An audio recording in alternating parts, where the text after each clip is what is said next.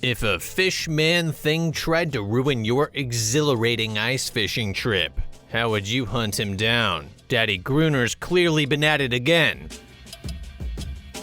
And that's going to be a problem for Secretary Ray Whitmore, who's simply trying to enjoy a nice solitary day out on the lake with his family. As experts in exterminating fish people, this is where we come in, to lock in humanity's position at the top of the food chain and spit roast this slippery abomination. Secretary Ray Whitmore's journeying out into the middle of a frozen lake in search of a prime spot for an ice fishing hole, just as he starts to smile in anticipation of freezing his ass off for 3 hours just to catch a stupid fish. Something catches his eye. A mutilated carcass left out on the ice. Could be coyotes. Nothing to be concerned about. His wife, Helen, shouts at him that it's almost time for dinner before heading back inside. Right after she leaves, Ray hears a disturbing sound.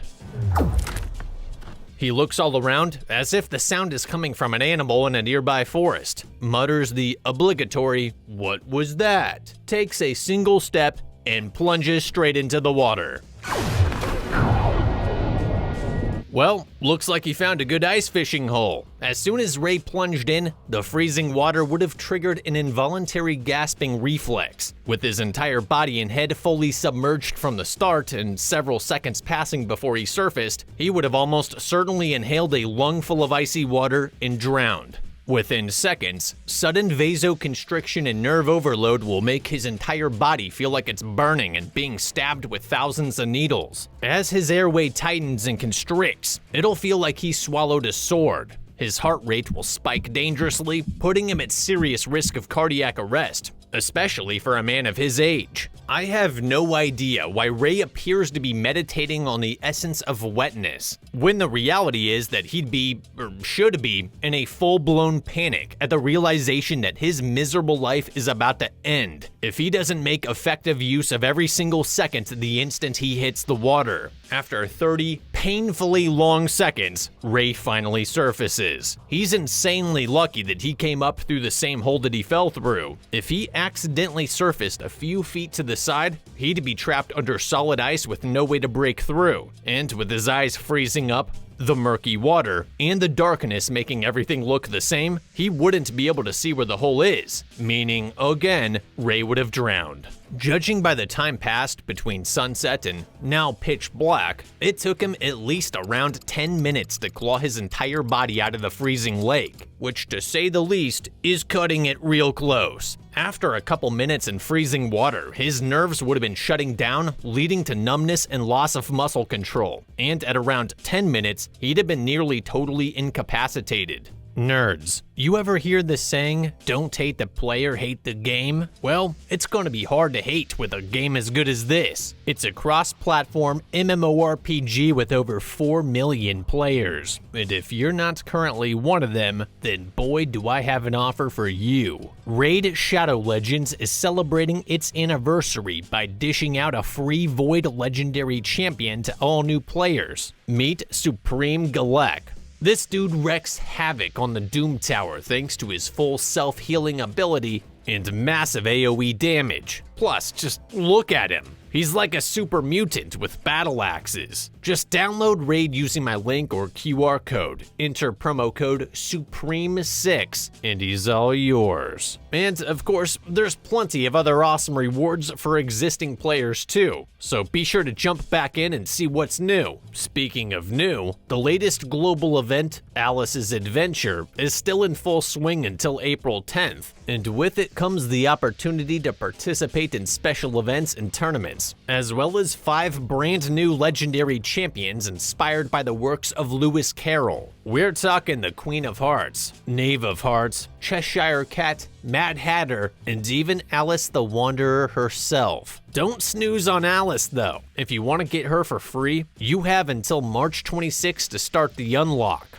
Just crawl down the rabbit hole on 7 different days and you got her. And you could even get a 2-star perfect soul for her if you keep it up until day 14. Raid is offering new players $60 worth of in-game swag absolutely free when you download using my link or QR code. This includes Zargala, a Force Affinity epic from the Orc faction who pairs perfectly with Supreme Galek. Once you hit level 25, you'll get support epic Rector Drath. With monthly updates and new features, there's never been a better time to start playing Raid, so be sure to download using my link or QR code to start your adventure on PC, Mac, Android, or iOS. Thanks again to Raid for sponsoring this video. The only reason Ray still has a heartbeat is because he brought ice awls, which are basically mini ice picks that he stabbed into the ice to provide enough grip for him to pull himself out. It's a pretty standard safety tool that anyone walking on top of a frozen lake should be carrying, for good reason. Had Ray not brought those, it's likely that he'd have struggled to get a solid handhold,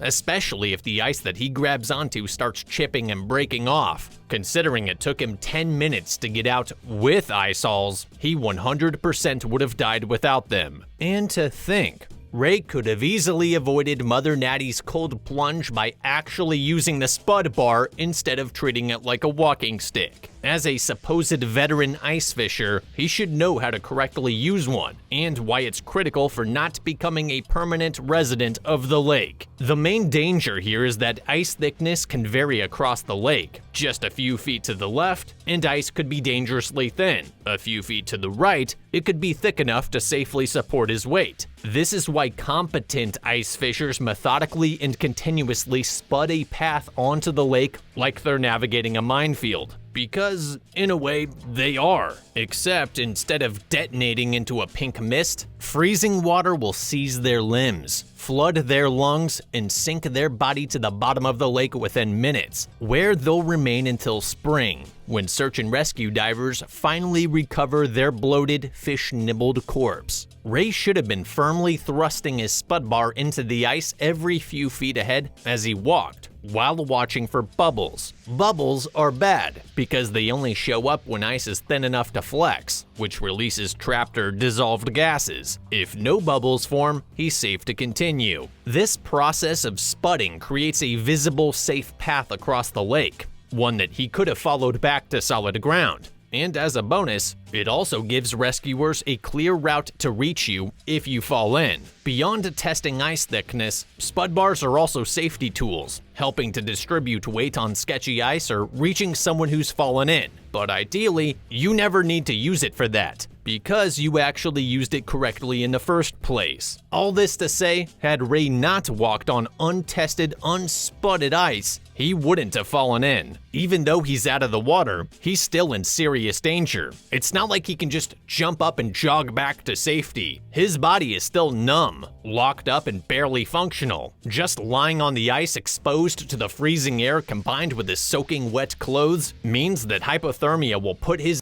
to sleep within minutes. He's as good as dead unless his loving family finally realizes that he's been gone a little too long searching for that ice fishing spot in the pitch black darkness. Gee, it's almost like Ray could have fallen into the lake. Maybe it'd be a good idea to go check on him. Which brings up another couple of points. Ray should have never been out on the frozen lake alone, especially not right before dark. What was he doing all day in the cabin? Playing Scrabble and hitting the bourbon? No judgment. Just wake up a little earlier and do it in the morning. There's absolutely no reason to scout the fishing spot the night before. Not only does the darkness make it harder to spud safely, but if he falls in, he won't be able to see the hole to climb out. His family wouldn't realize he was missing, and even if he had been spudding properly, tracking his path in the dark would be nearly impossible. If he was gonna be dumb enough to go out alone at night, the least he could have done was bring a whistle and an emergency headlamp so that anyone trying to rescue him could actually find him. It is an utter miracle that his son David was able to find him in time with that dollar store flashlight and no spud path to follow. That being said,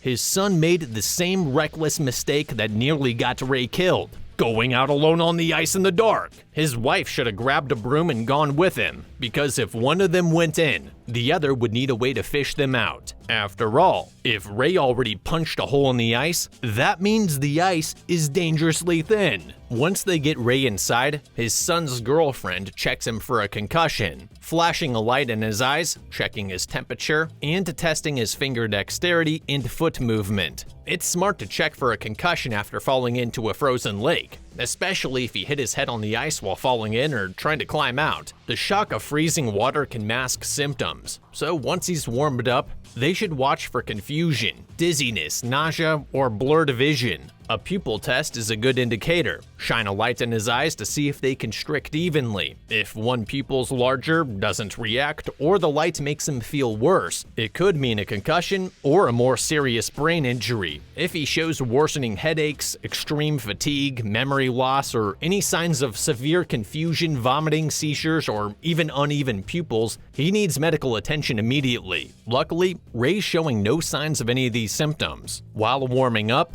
Ray tells them that something is off about the lake this year, that there's weak spots everywhere, which is great news to hear before their ice fishing expedition tomorrow. The next morning, Ray drags his sled full of gear out to the same spot, alone, no spud bar. This after barely surviving the night before and ranting about weak spots everywhere. Glad he learned his lesson. After an experience like that, I'd be fishing from the bank with dynamite. I know I've been glazing the spud bar like I'm sponsored, but there's one last point that I want to make, and it's about to be critical for all of their survival. Spud hits tell you if the ice holds your weight, but they don't measure thickness. And obtaining an exact thickness is necessary to determine if the ice can handle heavier loads, like, say, his wife, his son's girlfriend, and the heavy sled full of gear that Ray dragged out onto the ice. According to the Minnesota Department of Natural Resources and the U.S. Army Cold Regions Research Lab, ice less than 2 inches thick is at risk of breaking for anyone stepping on it. 4 inches is the minimum thickness for a single person walking or ice fishing, and 5 to 7 inches is the minimum for small groups like Ray's family, if they're relatively spread out. However, these safety guidelines only apply to clear solid ice. White, snow-covered and layered ice are significantly weaker. This is because white ice forms when snow becomes saturated with water and refreezes, trapping air and impurities inside. This makes it more porous, less dense, and structurally weaker than clear ice, only about half as strong. Snow insulates the ice, slowing further freezing and hiding weak spots. Layered ice forms when slush, snow, or partially melted ice refreezes in uneven layers. It looks solid, but it's brittle and weak. These layers don't bond well, creating seams and air pockets that make the ice more prone to breaking under pressure. And these are all problems because the ice out on the lake is white, snow-covered, and layered. Ray absolutely should have been physically measuring the ice's thickness by punching a hole through the ice with his spud bar and measuring the depth. Despite his recklessness, his entire bloodline doesn't drop through the ice. His family sets up the ice shanty, augers a handful of fishing holes, dips their lines in, and waits for a bite. And waits. Nothing. Not even a nibble. Even Ray remarks how unusual this is. It's almost like all the fishermen scared off or eaten by something. Not to worry, the low IQ Bert Gummer of ice fishing has arrived to clean this lake dry. That is, if his fully loaded Ram 1500 mobile command center doesn't become a submersible. That is about 10,000 pounds of hardware parked on the same weak, unpredictable ice that I've been dogging on for the last 10 minutes. To hold that kind of weight, the ice would need to be at least 16 to 20 inches thick across the entire lake that he's driving on. And clearly, nobody checked, because we never once saw them do it. When they hop out, they spot what they believe is a large sturgeon swimming beneath them, which is highly unlikely to be anywhere close to 1.5 to 2 feet thick. The same ice that their truck and trailer are currently parked on. That's not concerning at all. It's probably thin enough to see through because they're parked on the center of the lake. where the ice is usually thinnest due to deeper water retaining more heat. Even worse, dude parked right next to us. Well, not right next to us, but in ice fishing terms, this guy basically picked the urinal right beside us. After unhooking his trailer, he whips a 180-degree drift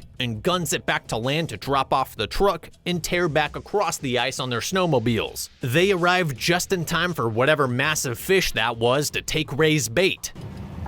What was that?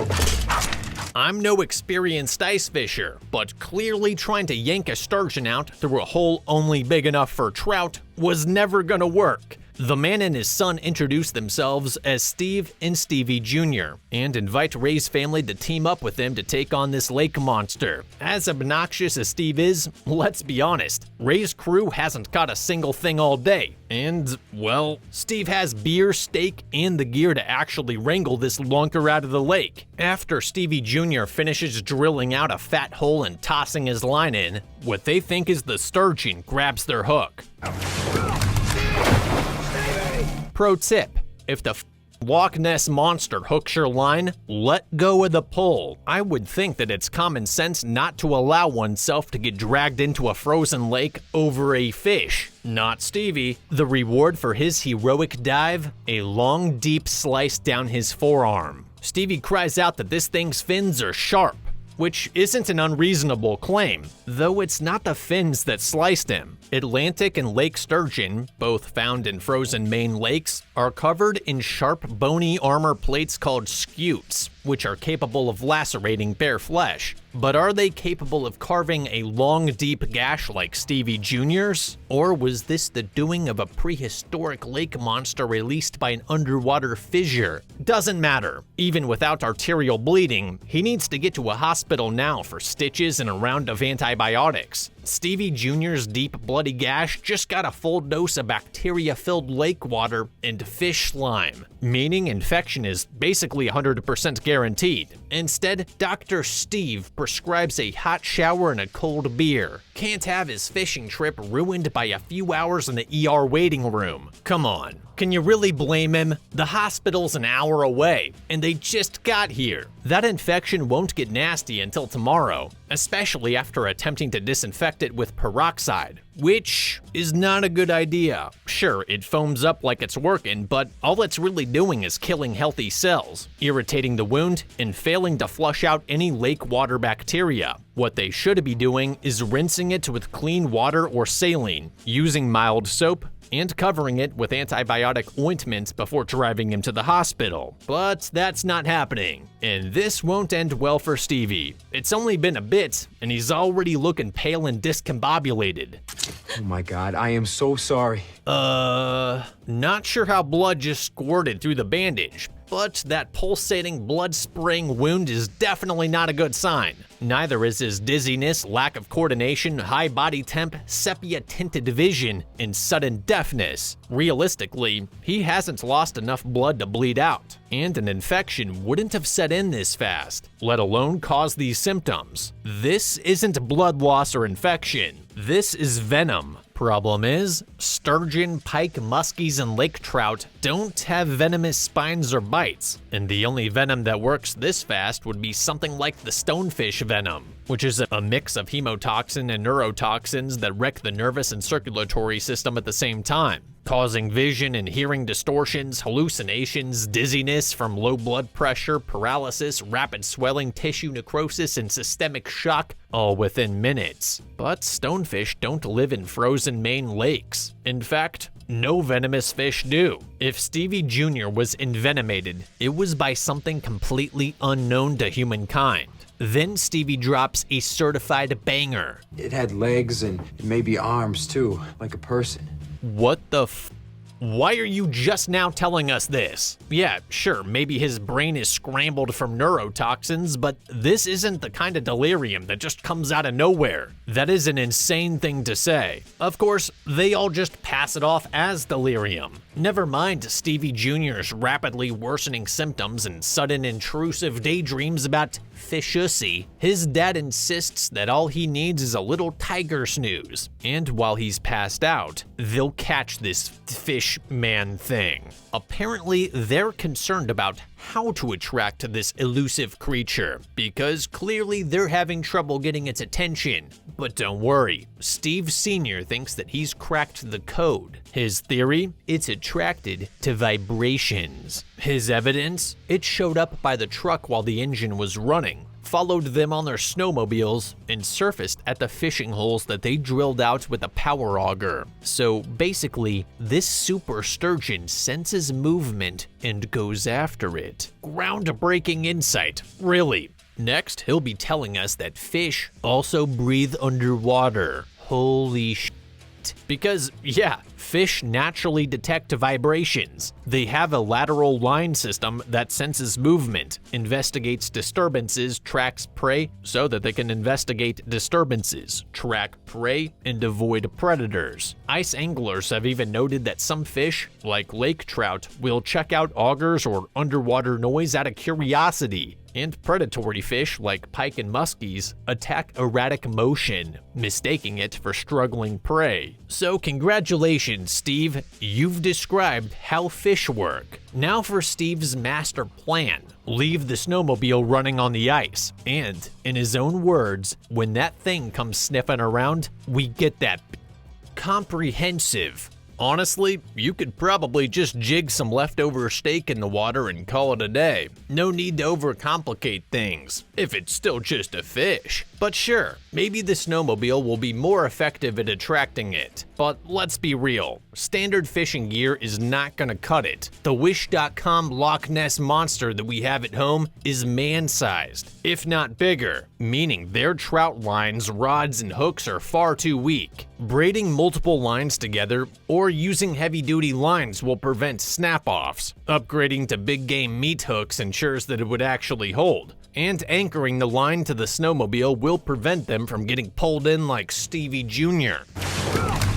Once they get a bite, goose the Kawasaki, rip it out of the lake, and drag this four-legged freak to death like Hector. My last modification to the plan, wait until morning. It's not going anywhere, and I think everyone could use some Z's. I mean, Stevie Jr. just got up, opened the trailer door, and walked right outside, all the while Gina and Helen were standing just a few feet away. Gina was even facing him. NPC level guard awareness. Stevie collapses the second he steps outside. Smart move. Using the last ounces of strength that you had left to dump yourself right in front of the same fishing hole where a fishman tried to kill you. Couldn't be me. Bro, just tell Gina or Helen that you need a juice box and an ambulance prontissimo. Before Ray and Steve can get him onto the snowmobile to take to the hospital, they hear a splishy splash from the fishing hole behind them. With their back still turned to it, Stevie weakly mutters, "I told you,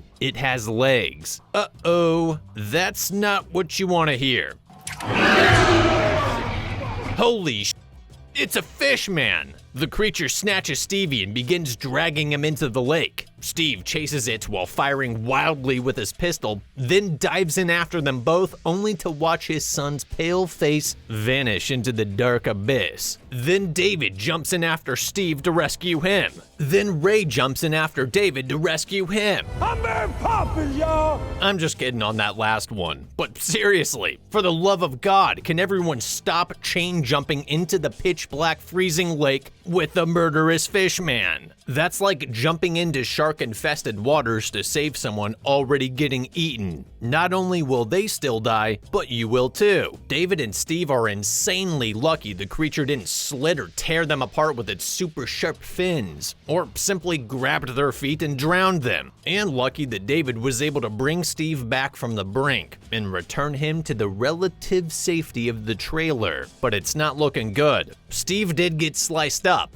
Gina and Helen do their best to patch him up with bandages and antibiotic ointments, but no amount of sterile gauze is gonna mend the loss of his son to a giant trout man. Should've waited until morning. One thing's for sure, they need a new plan, because this thing is not a fish. It's clearly a lunatic in a mermaid suit. Merman! Who modified a wetsuit into an elaborate fish costume. sewed in webbing between his arms and feet, custom built a mask with an integrated voice modulating rebreather, and added sharpened finger gloves designed to inject venom. Venom, which was meticulously extracted from his favorite venomous fish during one of his expensive aquatic safaris in the French Polynesian Islands. I can only presume. A serial killer with a fish fetish, LARPing under desolate lakes, picking off isolated ice fishers like some kind of Zodiac Pogo the Clown lake monster. Dude definitely has a whole pre-kill ritual. Once he's locked onto his victim, he heads home, drops the needle on Philip Glass's Violin Concerto No. 1 to set the mood, pours himself a glass of aged Armagnac, and fully dethrobes before sinking into his lone wingback Chesterfield, positioned front and center to his massive wall-sized aquarium. Though it's not really just an aquarium,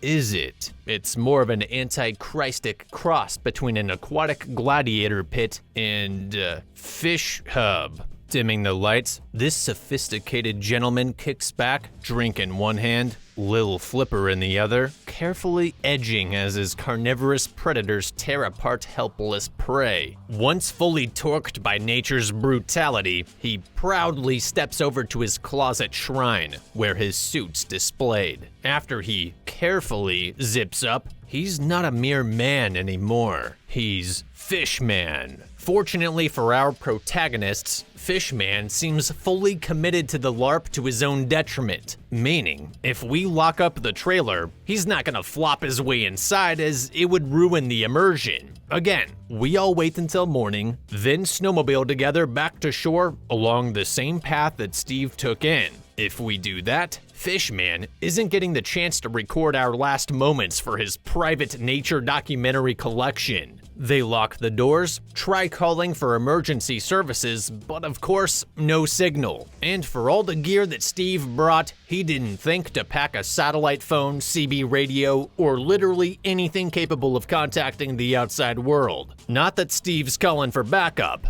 He tells Ray to take his family and leave on the snowmobiles. He's staying out here until that thing is on the hood of his truck. Sounds good to me. No sense hanging around a poisoned man with a death wish, hell-bent on soloing a deranged fish furry. How about I give you my number? We'll go get a room at the local Sheraton, and you can send me a selfie with its corpse strung up like a deer to let us know that it's safe to resume ice fishing. In the meantime, let's sit tight and listen to David's theory. He's still entirely convinced this thing is just an animal, and as such, they themselves are in its territory. They're the real invaders here. What a surprisingly regressive take from a college-educated 20-year-old planning a mission trip to Uganda. After all, it can't own property, man. What's next? He's gonna tell us we're no better than the fish monster if we kill it? Get the out of here. How's about we dangle Gina over the fish hole and see if that changes your attitude? I'm sure it sees us as being as much of a threat as we see it.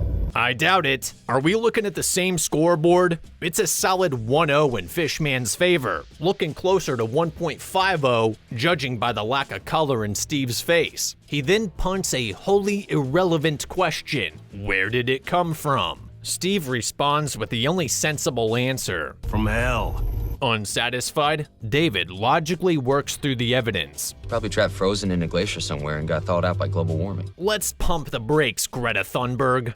The glaciers in this area melted thousands of years ago. If something like this had been frozen inside one, it'd be dead, and we'd have discovered it long before now. Yet somehow this thing just magically appeared this year? I was gonna call this baseless conjecture, but honestly, the information's pretty complete. It has arms and legs. It looked like a cheap wetsuit costume. It possessed enough intelligence to splinter cell its way out of the fishing hole when nobody was looking, jump scare you all, and then pull Stevie back into the water. Oh, did I mention it has arms and legs? It's a man in a fish costume. David continues his hot streak of half-baked theories, saying it's gotta be some sort of missing link between amphibians and mammals.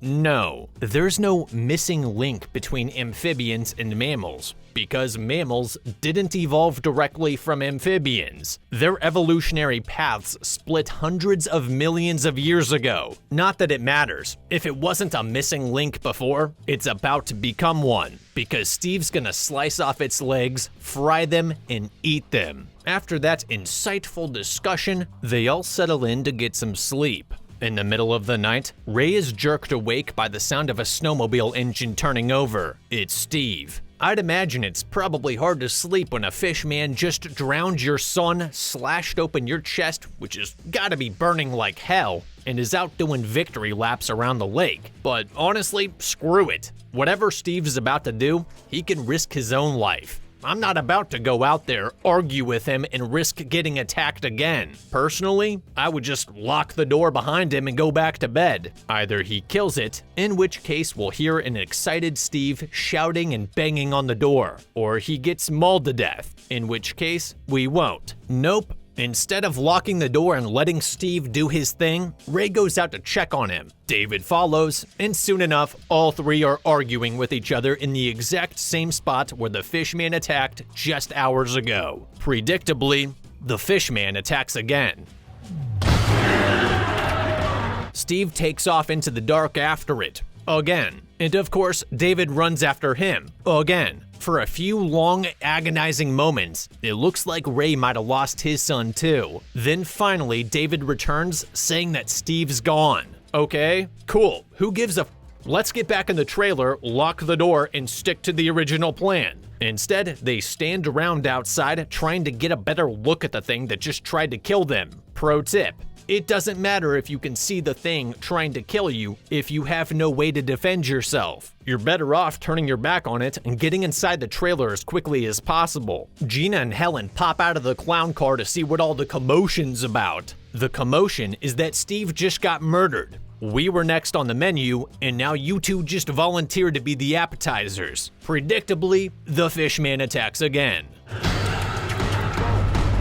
Now that they've gotten a clear look at this thing sprinting at them at full speed, they finally decide to make a run for the trailer. There's nothing quite like fumbling with a doorknob and trying to cram two full-grown men through a single doorway while in full-blown panic mode. Oh no, David got scratched. His mom's first instinct is to suck the venom out of his face, which is awkward and completely ineffective. Giving his cut a good suck won't help. Venom enters the bloodstream almost instantly. Not only that, if she has any cuts, sores, or microscopic abrasions in her mouth, she just envenomated herself too. Admittedly, both Stevie and Steve didn't look too hot after a couple of hours, but neither died from the venom. They died from their own stupidity. The snowmobile Steve cranked on earlier finally sputter out of gas and die. That's when it dawns on them. The generator powering all the lights is running on fumes too. And naturally, this sparks another harebrained plan from David. He suggests that they make a run for it now before the lights go out, so they aren't stranded in the dark. Not a great plan. Horrible plan. The only thing keeping everyone alive right now is the trailer and its locked door. The lights aren't keeping the creature at bay, and they don't give you any tactical advantage unless you're outside. The second you step beyond their glow, you're stuck on a mile of pitch black ice before you even reach the shore. And even if you made it, this thing has legs, remember? It can follow you straight to the cabin and kill you there just as easily. Also, maybe don't stand right next to the window. No need to give the fishman any bright ideas. Matter of fact, those windows should have been barricaded hours ago. Watching it isn't gonna help you if you don't have a way to stop it. Then, David walks over to the rifle rack, jiggles the lock, and mutters, "So much for that." What? There's been 2 rifles sitting inside this trailer the entire time, and nobody thought to break it open? Are you people insane? That tiny lock could have been smashed open with literally anything lying around. The structure of it looks like it's made out of plastic. At the very least, check the drawers for the key. I doubt Steve kept it in his pocket. If that thing breaks through the window, which, let's be real, it absolutely could, considering it can break through solid ice, you'll be fish food. Better yet, you could have turned the windows into gun ports and sniped him the second he bobbed his head up through the ice fishing hole. Instead, this bozo lays down on the floor, right next to the built-in fishing ports inside Steve's trailer. That sucks. Still think this thing's just a fish? That was straight up human intelligence level strategy and coordination. Like Bob Lee Swagger smoking senators through the floorboard. Guys, come on. If it's showing human intelligence, has arms and legs, and looks like it's wearing a cheap fish costume, guess what? It's not a fish. It's a man in a fish costume. At first light, they get ready to move. Ray grabs a hatchet, cracks open the gun rack with a single weak swing, snatches a rifle, and pops the door. See how easy that was? That should have happened on day one. Ray should have also grabbed both guns, checked for spare ammo first, loaded them, and tucked the hatchet into his belt before popping the hatch. Instead, he swings it open before cycling the bolt. Bold move with Splinter Cell Sam Fishman out here wall-banging chumps. For all you know, it could be on the roof poised to hit you with that death from above execution. Ray scans the ice, searching for any sign of it, but considering it's more fish than man, it's probably in the water. Dang. Steve's not looking too good. As Ray points out, this thing has exit points all over the lake, holes and areas of ice deliberately weakened as traps, setting up its prey to fall right in. That's what Ray stepped into at the beginning. He just got lucky it didn't eat him right then and there. Well, best we start spudding a path out of here, giving a wide berth to any weak spots or existing fishing holes, and taking an unpredictable route. As long as we stick together and keep moving, this thing won't be able to ambush us without exposing itself first. And when it does, we'll see it coming and gun it down from a distance. Sure, spudding makes a lot of noise, and yeah, that'll give away our position, but it's better than accidentally falling through the ice. As long as we're up here and it's down there, it has to work a hell of a lot harder to weaken the ice ahead of us. And when it does, we'll hear it and switch course. Besides, like Ray pointed out, this thing probably has peepholes all over the lake, like a little Viet Cong fish. Hell, I bet it's watching us right now. I'd also skip trying to find Steve's pistol for a few reasons. One, we already have, or should have, 2 rifles. No need to waste time over a third. 2, it's an unnecessary detour. The less time spent on the ice, the better. 3, it could be a trap. Think about it. The ice under Steve's body could already be weakened. If this thing is as smart as it seems, it could track our movement, wait for us to take a knee to check his pockets, then smash through and pull us under. Given how clever this thing is, doing anything predictable is a death sentence. Helen asks if there's anything between them and the cabin. Ray, while literally staring at an open hole right by the cabin, says no. Not that his ocular assessment matters anyways. Weakened ice isn't something that you can spot from here with binoculars, or even up close. I mean, remember when you stepped through the ice earlier without a clue that it was weak? Hence why you should be spudding. While crossing the ice, they spot it swimming beneath them. Ray loses his starts taunting it as it thrashes against the ice, trying to break through to him. Helen tries to calm him down, begging him to come with them to safety, but Ray refuses, shouting that it's not after them,